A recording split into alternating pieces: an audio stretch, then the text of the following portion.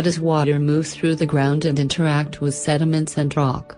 Will an aquifer recharge slowly or quickly after water is withdrawn, and where will new groundwater come from?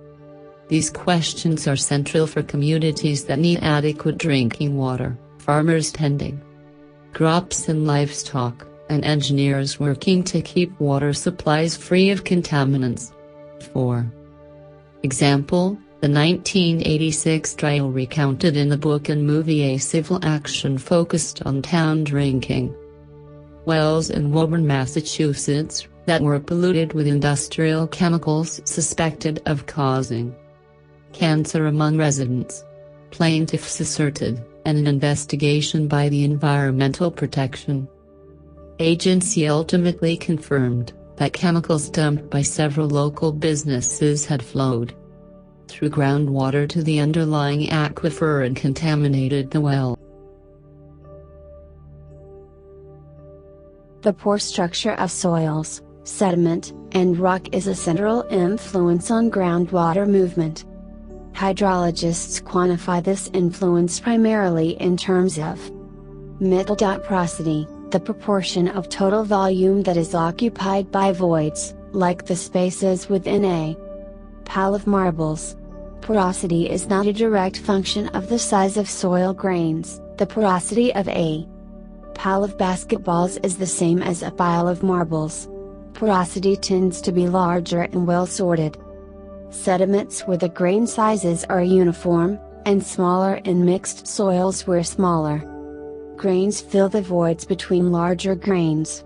Soils are less porous at deeper levels because the weight of overlying soil packs grains closer together.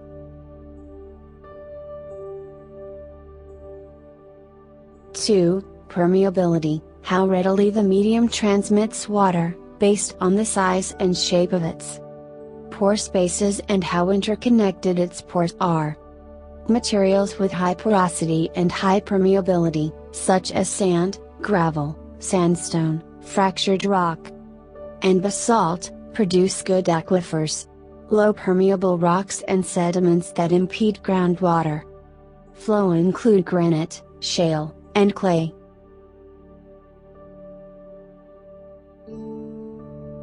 Groundwater recharge enters aquifers in areas at higher elevations, typically hill slopes, than discharge areas, typically in the bottom of valleys, so the overall movement of groundwater is downhill. However, within an aquifer, water often flows upward toward a discharge area, Figure 5. 2.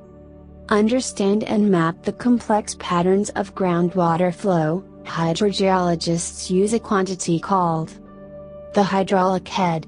The hydraulic head at a particular location within an aquifer is the sum of the elevation of that point and the height of the column of water that would fill a well open only at that point. Thus, the hydraulic head at a point is simply the elevation of water that rises up in a well open to the aquifer at that point.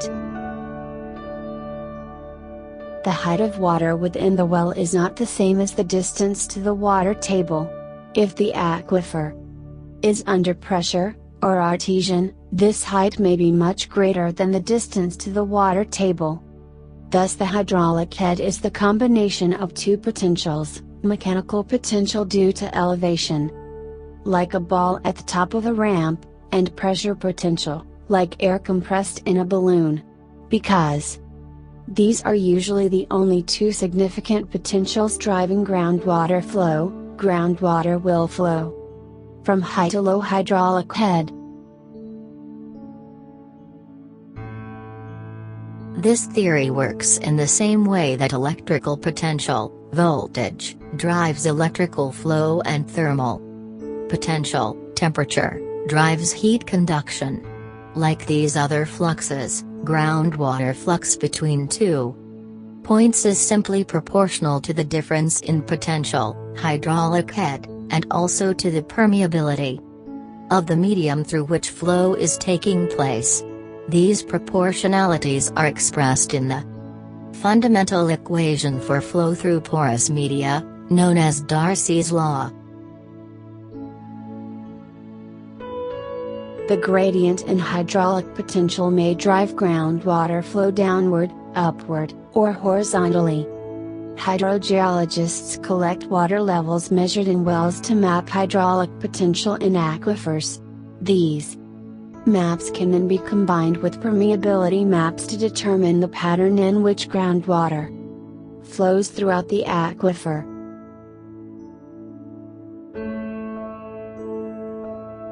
Depending on local rainfall, land use, and geology, streams may be fed by either groundwater discharge or surface runoff and direct rainfall, or by some combination of surface and groundwater. Perennial streams and rivers are primarily supplied by groundwater, referred to as base flow. During dry periods they are completely supplied by groundwater. During storms there is direct runoff and groundwater discharge also increases. The hydrograph in Figure 6 shows flow patterns in a stream before, during, and after a storm with relative contributions from groundwater, base flow, and surface water, quick flow, also referred to as storm flow.